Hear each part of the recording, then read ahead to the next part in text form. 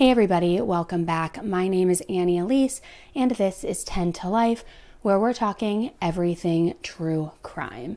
If you are brand new and you've never come by this channel before or listened to this podcast before, welcome. I'm happy to have you joining us today, and I hope that you enjoy what you hear today and you consider subscribing to the YouTube channel or following along on the podcast.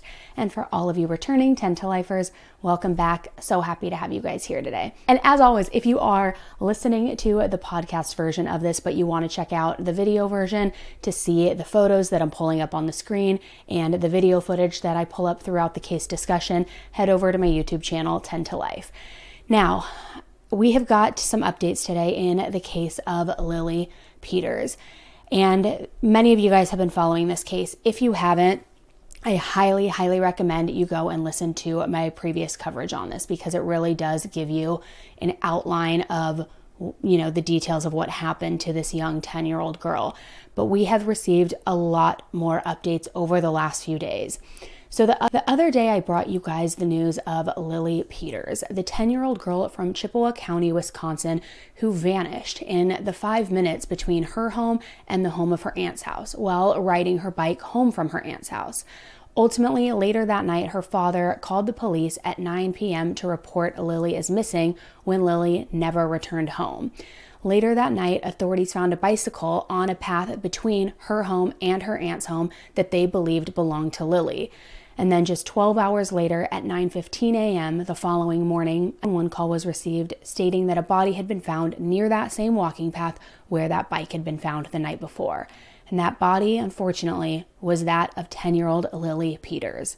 At the press conference on Monday, the police chief confirmed that the body they had found was in fact Lily Peters and that a preliminary autopsy was underway. They also informed the public to be vigilant and to be on the lookout, as they had possible leads, but they did not have a suspect at that time. However, he didn't elaborate on the cause of death or any evidence within the crime itself either. And the entire town had gone on high alert because, again, no suspects were named.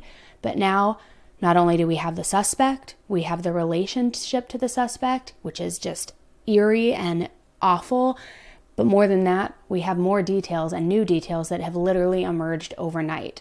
We have new photos, we have new, unfortunately, horrible details, and we're going to go over all of this.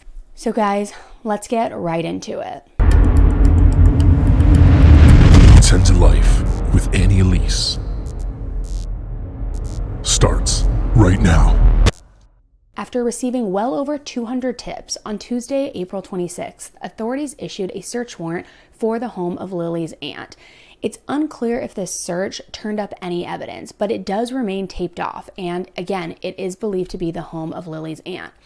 And the suspect of this horrific crime, this person who killed this 10-year-old innocent little girl, was a 14-year-old boy. And he was taken into custody Tuesday. And at the time, he was only identified with the initials of CPD because he was a minor. However, this person made several comments to authorities and to his sister, allegedly, how he planned to essay and kill 4th grade student Lily Peters, and how he had planned this, in his words, from the get-go. And what is more awful than a 14-year-old being capable of doing this is that 14-year-old is her cousin.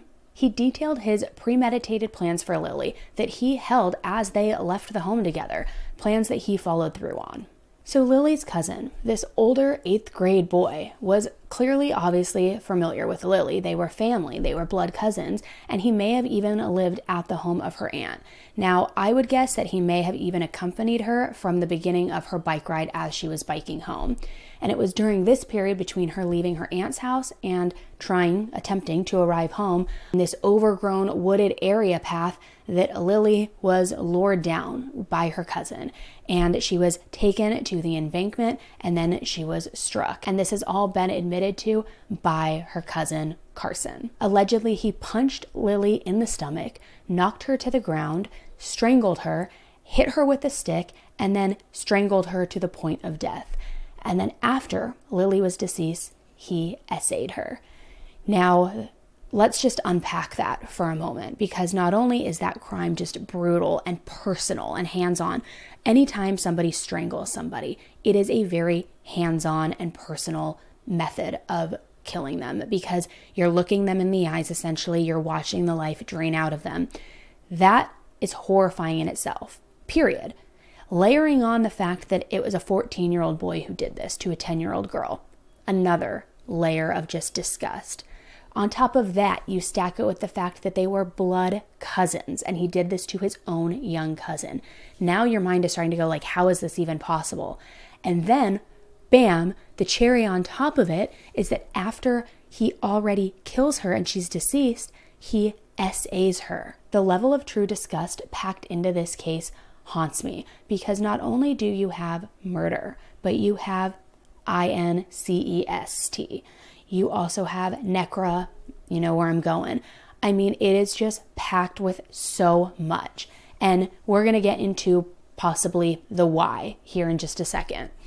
So in court on Wednesday, on April 27th, DA Wade Newell argued that the defendant was actually a flight risk due to the severity of the charges, and also that he was a danger to society. However, an attorney for the suspect countered that the defendant wasn't a flight risk, as he's a minor himself, and claimed he has no reasonable way to raise money and flee, that he also lives with his mother and can't drive. However, the judge agreed that he was a flight risk, and due to the severity of these crimes, he agreed to have the bond set at $1 million, which was the amount that the state had requested. And the bond was also coupled with the conditions that the suspect have absolutely no contact with juveniles and no access to dangerous weapons. So this young 14-year-old boy is facing 3 charges in the death of Lily Peters, including first-degree intentional homicide, first-degree SA, and first-degree SA on a minor under 13. With the severity of these charges, it's very possible that he may receive a life sentence, and his next court appearance is scheduled for May 5th, which he will attend via video. So the DA has said that he isn't sure whether the case is going to stay in adult court or not, but that due to the severity of the crimes and the laws regarding first-degree intentional homicide, the court will begin adult court regardless the age of this guy. And as of Thursday, the 28th of April, another revelation about this case surfaced. This 14-year-old boy has officially been named as Carson Peters Berger, and again, the cousin of Lily Peters. And unfortunately, as it often is revealed, many times crimes that are committed by children are because they too may have been victims themselves. And Carson's father is a convicted ped.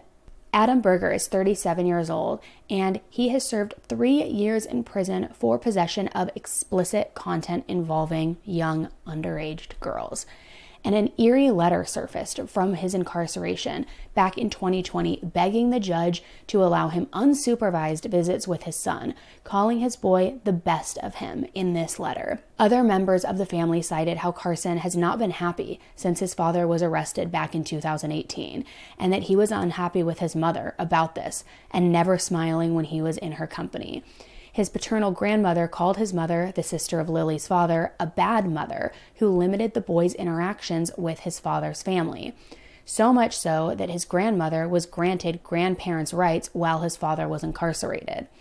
So the judge had denied the motion to allow Adam to see his son unsupervised, and it's unclear if he has seen his son since his release, because all of the photos that I was able to obtain of the two together appear to be from 5 years or earlier. He's currently living in a halfway house on supervised probation after his release from prison back in 2021.